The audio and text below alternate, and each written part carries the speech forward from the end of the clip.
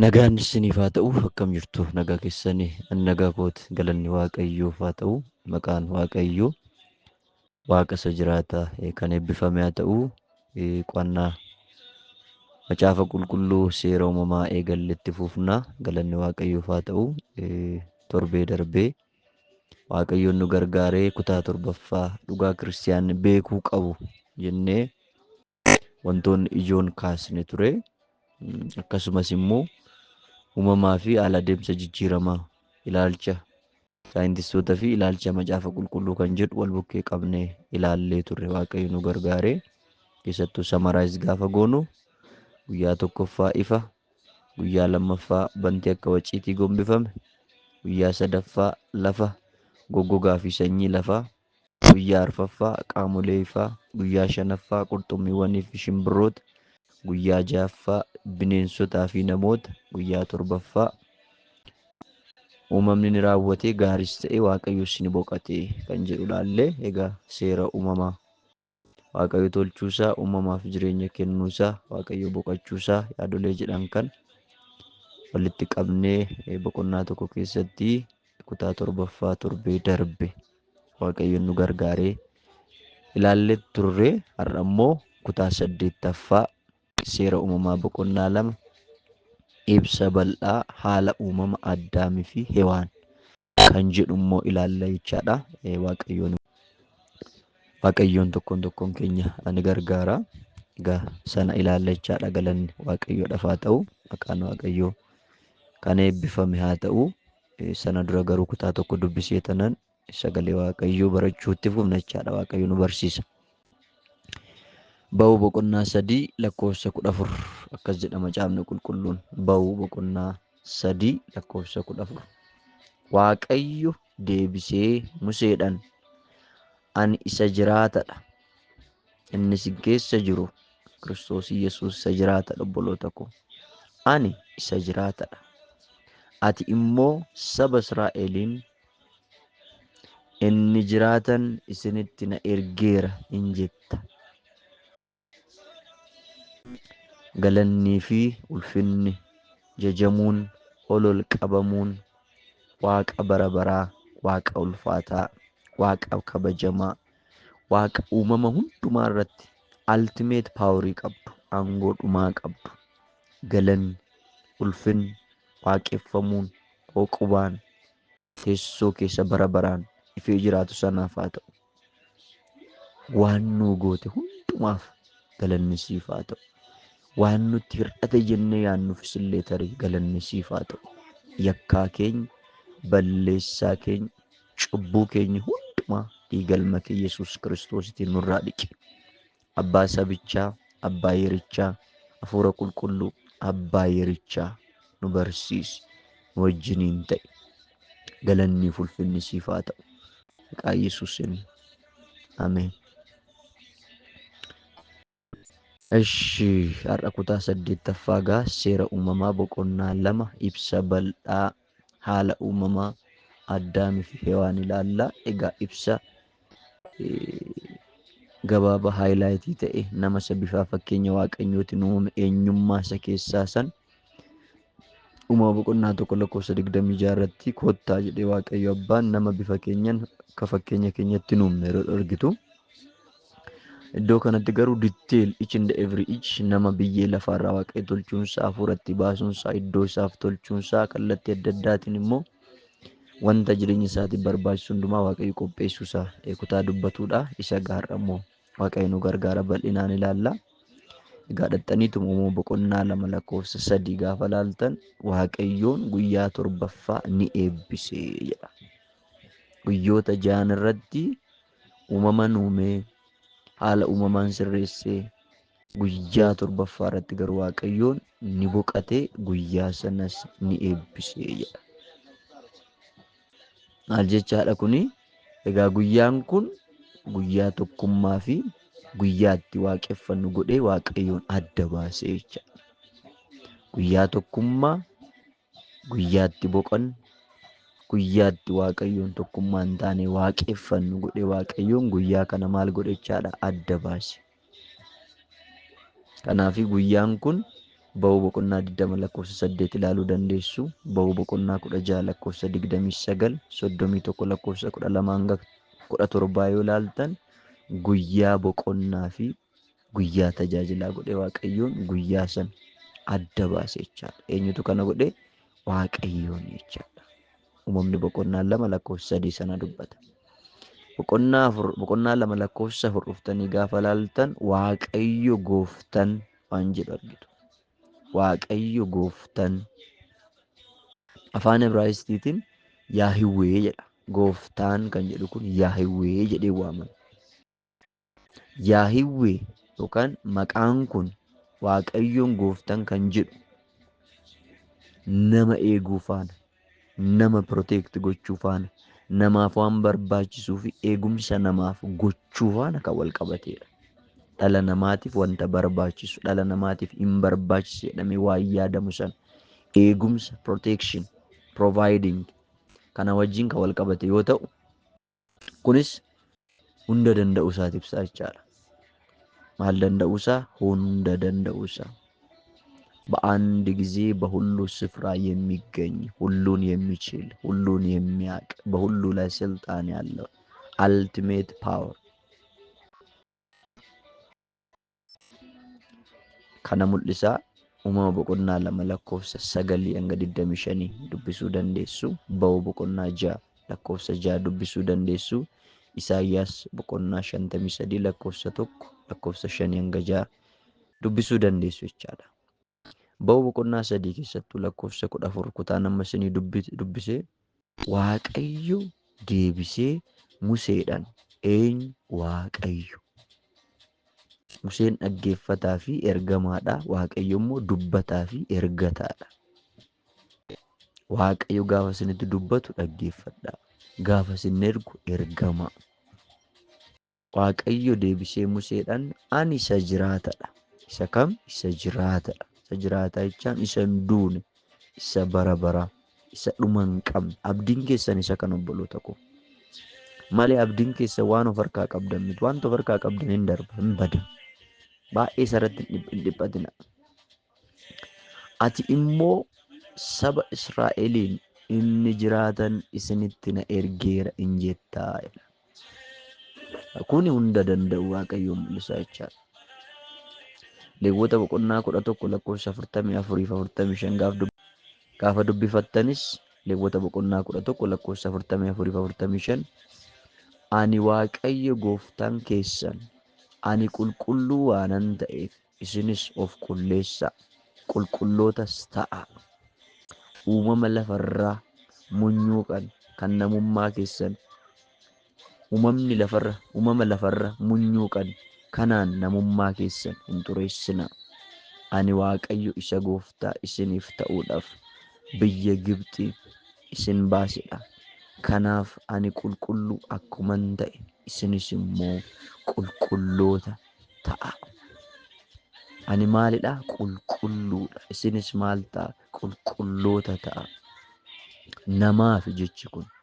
Wardiin kun uumama uume hundumaa keessa adda godhee kan itti dubbatu namatti specific godhee kan dubbatu. Ani qulqulluudha. Isin immoo qulqulloota ta'a. Isin immoo na wajjin intimeesii cimsaa. Yaada jedhu argitu. Egaa wanti nuti amma bal'inaan ilaallu kun seensa isaatti ilaalle boqonnaa 2 haala uumama waa'ee Addaamii fi Hewaan ibsa bal'aa isaa kan argitan. Egaa uumama boqonnaa 2 lakkoofsa 5 hanga 25tti argitu. Kan amma ilaalle 1 hanga 4tti. Boqonnaan 2 lakkoofsa 5 hanga 25 kan jiru maal jedhaa? Keessattuu boqonnaan 7 Waaqayyo dhala namaaf jireenya kennuu isaa dubbata. Waaqayyo nama biyyee lafaarraa in tolche hafuura jireenya sitti baase namnis kan deemu kan socho'u ta'ee jedha. Bara kana namoonni baay'een kennaa isaaniitiin, uffata isaaniitiin, qabeenya isaaniitiin wanta Waaqayyo isaaniif kenneen yeroo of tuulan argitu. Tajaajiltoonni dabalate yeroo akka waan addaatti of ilaalan argitu. Obboloota koo wanta Waaqayyo isiniif kenne miti. Harka keessan, humna keessan, birrii keessan, qabeenya keessan, whatever wanta samiidhaa gaditti argamu kan dhiisati hafuurri keessan kan keessan miti. Waanuma keenya jennu hin qabnu. akkanumaan seexanni nu afuufa malee nu kuffisuudha. Kanaaf Waaqayyo dhala namaaf jireenya kenneedha. Egaa burqaan inni olaanan jireenya dhala namaa Waaqayyo qofaadha. Burqaan inni olaanan jireenya dhala namaa Waaqayyo qofaadha. Namni kun immoo Waaqayyoo gadi ta'ee uumama waan ta'eef hafuura isarraa fudhatee hundumarra caalchifame jechaadha. Uumama hundumarra caalchifame jechaadha. Uumama hundumarraa nu adda kan nu godhu Waaqayyoorraa harka Waaqayyootiin tolfame hafuura Waaqayyoorraa fudhate jechaadha. Uumama boqonnaa tokko lakkoofsa 26-27 yeroo darbe ilaallerra akka bifa keenyatti akka fakkaattii keenyatti waan jedhuuf kanaaf boqonnaan 2 lakkoofsi 7 Waaqayyoon namaaf jireenya kenne Waaqayyotu kenne jireenya obboloota koo. Egaa Waaqayyo jireenya nuu kenneera erga ta'e jireenya Waaqayyoon erga arganne jireenya erga arganne boodammoo wanta Waaqayyo nuu kenne dabalataa wanta biyya lafa maateriyaaliidhaan akkamitti Waaqayyo irraa adda baanarre akkamitti Waaqayyo wajjin wal dorgomsiifnarre. Uumama boqonnaa 2 lakkoofsa 8 dhuftanii gaafa laaltan biyya gara ba'a biiftuu keessa Edenitti iddoo dhaaba tokko hin dhaabee jedha. Waaqayyoon nama kana erga uume erga tolchee bifa fakkeenya isaatiin erga tolchee hafuura jireenyaa argatti baase biyyee lafaarraa nama kana erga tolchee iddoo tolcheefi jedhamu. Biyya gara ba'a biiftuu keessaa Edenitti iddoo dhaaba tokko hin dhaabee jedha Waaqayyo. Iddoo dhaaba dhaabee jecha. Kanaaf Eden kun daarii Xeegroosii fi Efraaxas irratti argamti turte jechaadha. Daarii maaliin isiniin jedhee Xeegroosii fi Efraaxis irratti argamti turte. Uumama boqonnaa 2 lakkoofsa 14 dhuftanii gaafa dubbistan maqaan laga isa sadaffaa Xeegroos inni immoo fuullee mandara Asoor gara ba'a biiftuutti iyyaa lagni inni arfaffaan immoo Efraaxas jedhamaa jedha. Kanaaf Eden kun daarii Xeegroosii fi Efraaxis irratti argamti turte. Uumama 2:14 ilaaluu dandeessu. Egaa beektonni bara kanaa immoo tokko tokko akka jedhanitti bakki ishiin ammatti argamtu kun kibba Iraaqii jedhamee yaada. Eden sun kibba Iraaq ammatti argamti jedhaniiti gaafa amanan kan biroo immoo bakka kana ta'uuf ragaan macaafa qulqulluu gahaa hin jiru jedhanii tanu.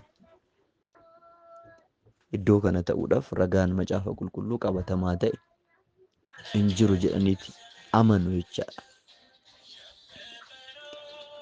Zoroo Waaqayyoon nama tolche kanaaf iddoo ba'a gara biiftuu keessa iddoo dhaaba tokkotti Eden iddoo jedhamu hin dhaabe jechaadha. Bakki kun egaa daarii Xeegroosii fi Efraaxasiidha. Kibba Iraaqiiti jedhameeti kan inni dubbatamu. Ilaalchi biraa garuu bakka kana ta'uusaa ragaan qabatamaan evidensiin sirrii ta'e hin jiru jedhu. Uumama boqonnaa 2 lakkoofsa 10 hanga 14 ilaaluu dandeessu jechaadha. Boqonnaa 2 lakkoofsa 7 irratti nama uume. Boqonnaa 2 lakkoofsa 8 irratti namaaf iddoo uume. Boqonnaa 2 lakkoofsa 9 dhuftanii gaafa laaltan garuu mukkeetii jireenyaa jedha. Waa'ee mukkeetii jireenya jedhama. Iddoo dhaaba Eden keessa mukkeetii 2tu ture jechaadha. Mukkeetii meeqa? Mukkeetii 2tu ture. Inni tokko muka jireenyaati. Muka jireenyaa.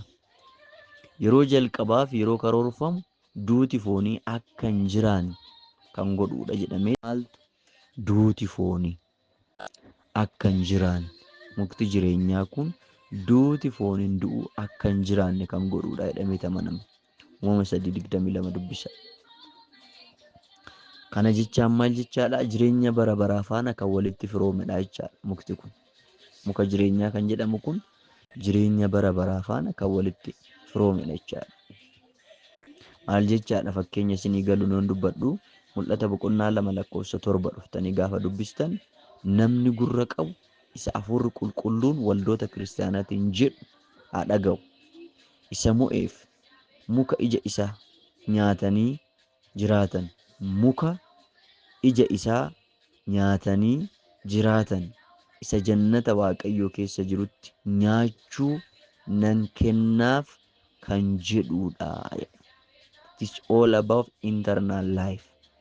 Jireenya bara bara jijjiirama keessa Mukti jireenyaa kun isa kanaadha.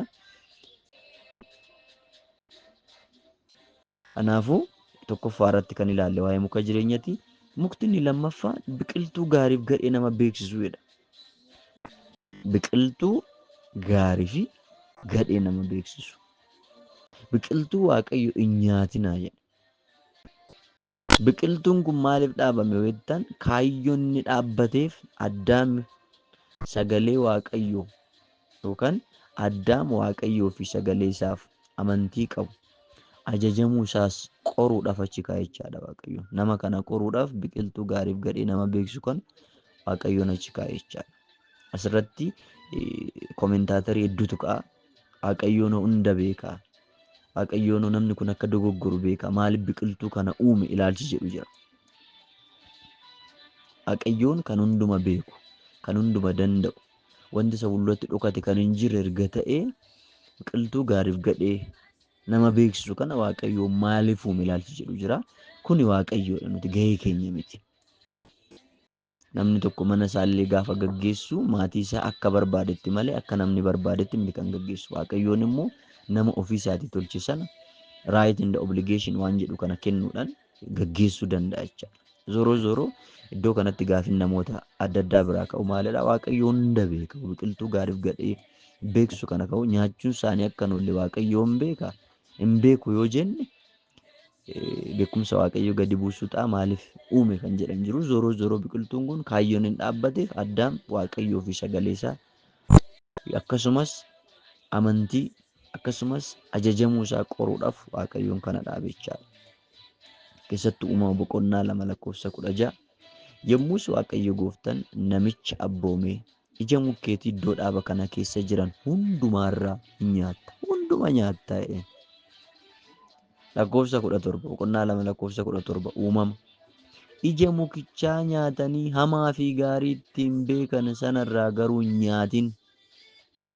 Hin nyaatin. Namni immoo ijoolleen illee uumamaan neecharii cubbuu qabaachuu keenya kan ittiin beektan maal akka ta'e beektu daa'imallee tuqi kan jettanirra hin tuqin kan jettanirratti ijaan kaata. Iddoo kanatti boqonnaan 2:16 nyaadhu. 17 hin nyaatin. Muka kana nyaadhu muka kana hin nyaatin. Gaafa sarraa nyaattee jedhee Waaqayyo garuu dhuguma hin duutaa jedheen. Du'a isa kam? Du'a foonis du'a hafuuras. Maal jechaadha kun karaa isinii galuun uumamni boqonnaan 2:16 right and obligation dubbata jechaadha. Mirgaa fi dirqama.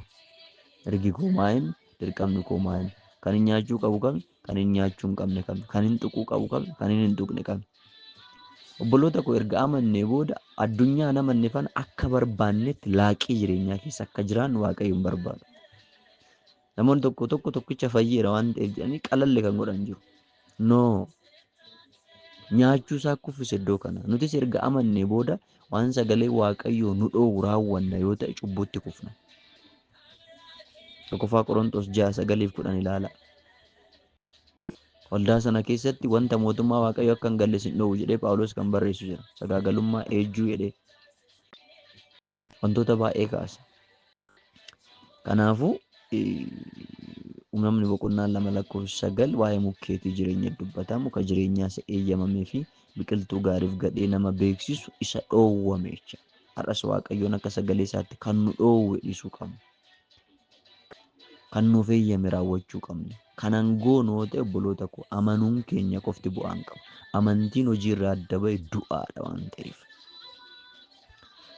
Kanaaf Waaqayyoon nama fedha bilisa ta'e kan mataa isaatiin isa uume jechaadha. Fedha bilisa ta'e fedha ofii isaatiin murteessu akkasitti nama kan uume. Isa jaalachuu fi isaaf ajajamuufis ta'ee isarratti ka'uuf uumama fedha bilisaa qabu godheetu uume jechaadha. Mirgi kan kee ta'een duutis kunooti jireenyis kunooti. Fardis kunooti ruftis kunooti. Filannoon kan kee ta'een Waaqayyo. Har'as Kiristoos akkasuma jechaa jira. Obboloota koo ibidda bara baraa keessaa illee bahuudhaaf fedha gaafatame Waaqayyo namoota. Fedha isaa dhoowwuu isaatiin du'a, fedha isaa kennuu isaatiin immoo du'a jalaa ba'a. Du'a isa kam? Du'a isa bara bara. Garba biddaa jala. Har'as amaneera kan jettu, amanneera kan jennu Amantiin keenya mirga qabnaa, dirqama qabna. Kan dhoowwamne qabnaa, kan akka raawwannuuf immoo ajajamne qabna. Kanaaf amantii keenya gaafa yaaddan maalan dhoowwame jedha, maalan immoo ajajame jedha. Adda baafachuu qabna jechaadha akka kiristaanaatti. Inni kan biraa Uumama boqonnaa 2:15 dhuftanii gaafa laaltan iddoo biqiltuu dhaaba Eeden kaa'ee jedha nama sana. Iddoo biqiltuu dhaaba Eeden boqonnaa 2:8 irratti iddoo tolche sana naannoo daarii Xeegiroosii fi Efraaxis kan jiru sana yookaan kibba Iraaqardhaa kan jiru sana iddoo sana nama tolche sana kaa'ee jedha. Waaqayyoon naman tolchee nama erga tolchee booda iddoo isaaf tolchee iddoo erga isaaf tolchee booda mirgaa fi dirqama isaatitti kana raawwadhu kana hin raawwatin, kana nyaadhu kana hin nyaatin, kana yoo nyaatte jireenya jiraatta, kana yoo nyaachuu baatte immoo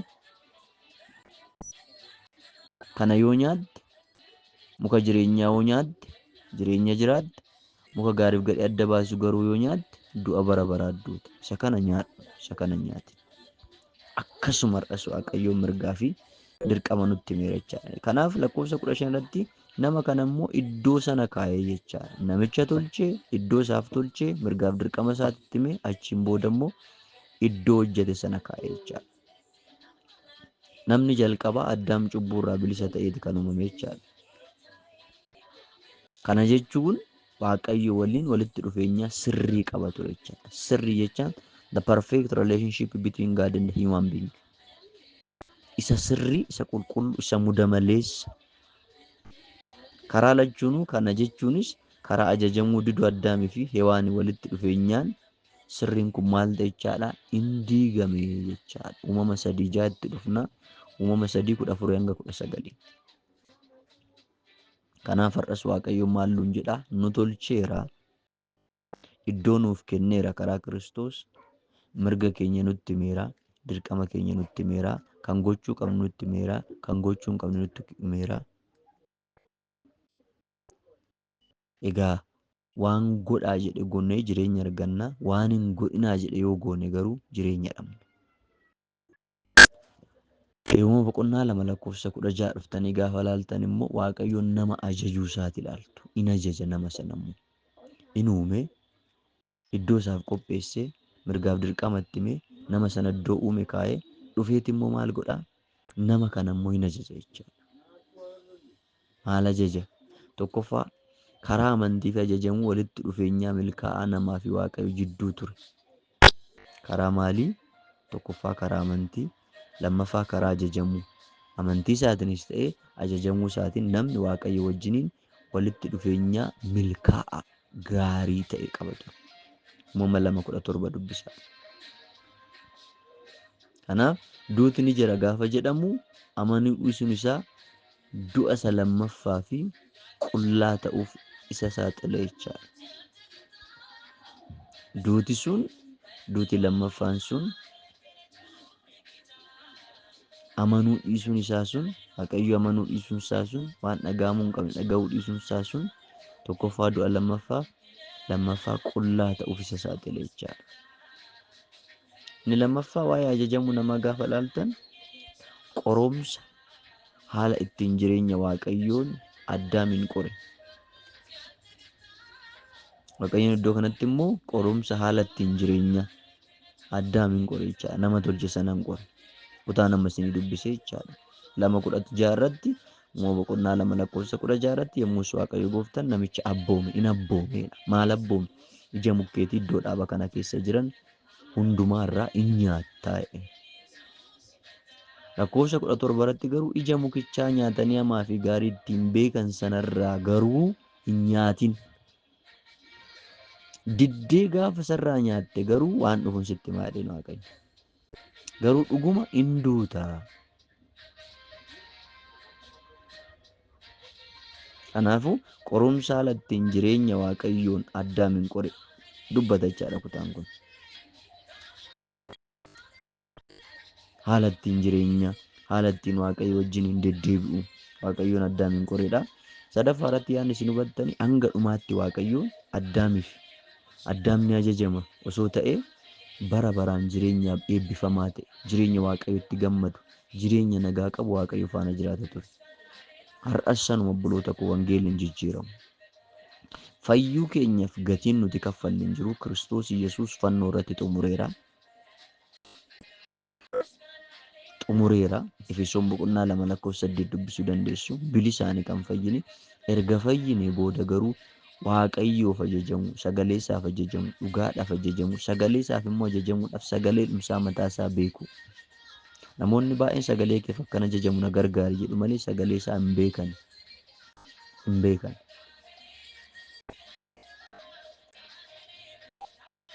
Kanaaf 16 irratti wantoota kana sadan argitu. Wantoonni sadan isin argitan kun tokkoffaa karaa amantiif ajajamu, walitti dhufeenya milkaa'aa namaa fi Waaqayyo jidduu ture.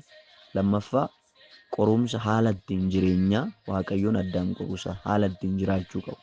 Sadaffaa hanga dhumaatti Addaam ni ajajama, Waaqayyoof tole jedha, fedha Waaqayyoo sana yaada Waaqayyoo sana raawwatatoo ta'e bara baraan jireenya eebbifamaa Waaqayyo faana ni jiraata ture kan jedhudha. Uumama boqonnaa 2:18 dhuftanii gaafa ilaaltan gargaartuu mijatu jedha. Boqonnaa 2:18 gargaartuu mijattuu jedha. Dubartiin gargaartuu jaalalaan dhiiraaf akka taatuuf ishee tolcheedha jechaadha. Waaqayyoon dubartii tolche jechaadha. Egaa tokkummaan ta'anii fedha Waaqayyo akka galmaan ga'aniif Waaqayyo isa tokkoof kenne jechaadha.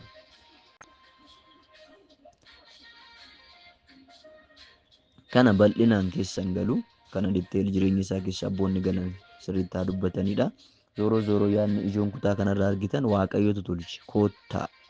Namni kophaa isaa ta'uun gaarii miti. Gargaartuu isaaf ta'u isaaf maltu inuumnaa jedha. Haa uummatu hin jedhu. Egaa asumaan kutaa kanarraa yeroo dubbisu wanti nu badhee gaa'ela nama miti kan uummatu Waaqayyotu nama miti kan fudhatu Waaqayyotu namaaf kenna. Waaqayyo harka akkamitti fudhatu jilbeeffachuudhaan, kadhachuudhaan, yaada isaa keessa jiraachuudhaan. Gargaartuu jecha dhufiitti isaa gaafa faarfannaa 33:215:9 keessattuu faarfannaa 70:5 waa'ee koof yoo ta'e garuu ani gadadamaadha, dhabaadhas, ariifadhu, na bira ga'i, yaa Waaqayyo ati gargaarsa kooti, furii kootis, yaa Waaqayyo egaa hin turinii jedha. Ati na gargaari kutaan kun kan hubattan Waaqayyoon na gargaari jedha. Kanaaf gargaartuu argachuudhaaf isa nu gargaaruu danda'u gara Waaqayyootti boo'uu qabna kan jedhudha.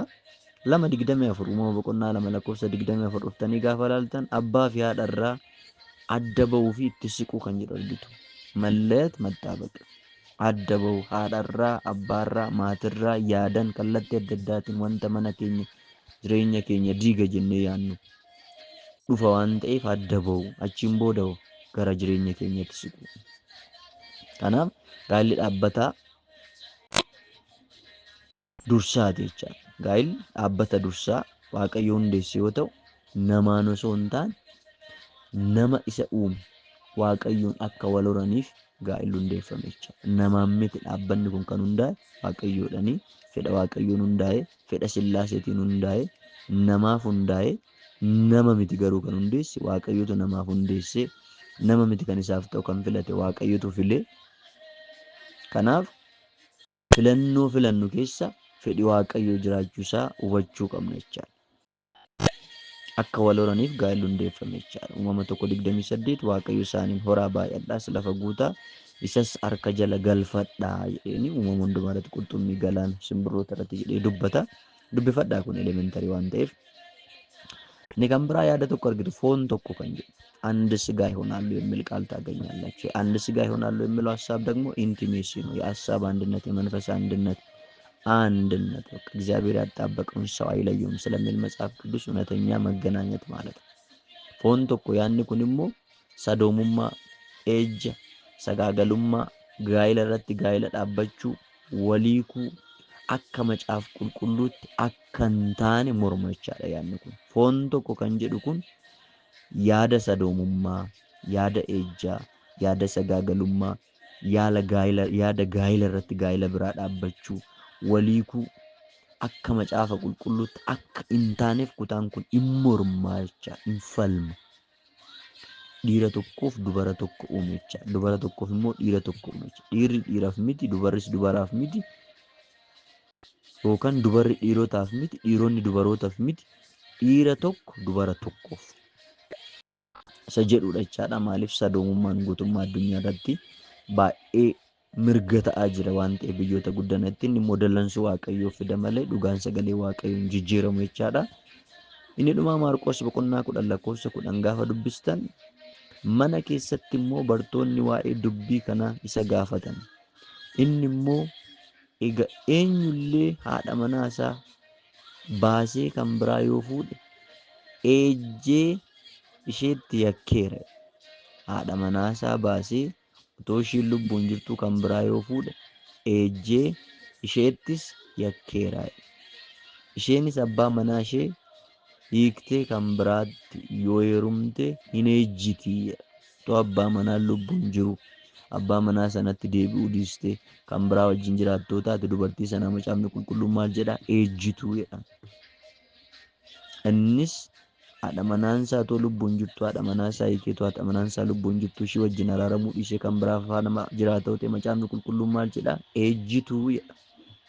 Maarqos boqonnaa 10:10-12.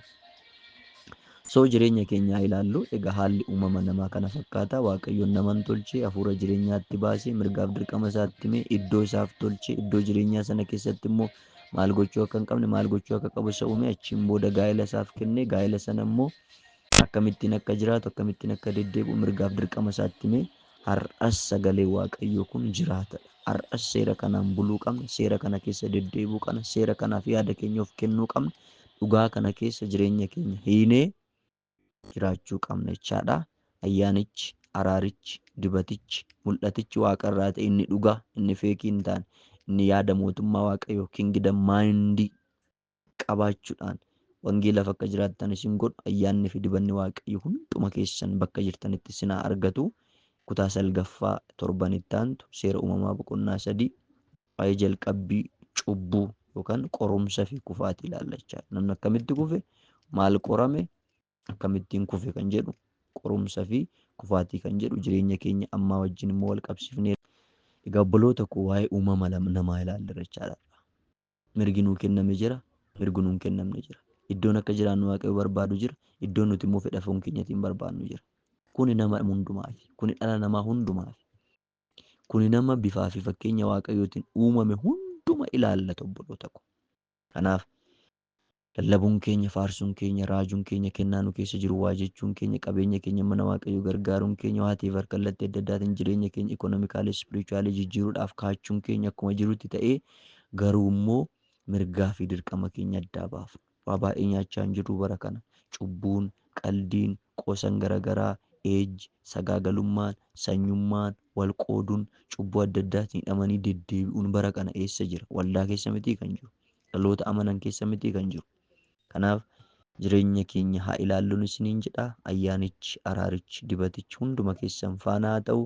Eebbifamaa, eebbafillee ta'a. Ayyaanni waaqayyoo hunduma keessa wajjiniin haa ta'u. Golaa fi bakka jirtanitti kadhata keessanii yeroo hundumaa nu yaadadhaa. Ayyaanni waaqayyoo hunduma keessaniif haa baay'atu. Shaaloom.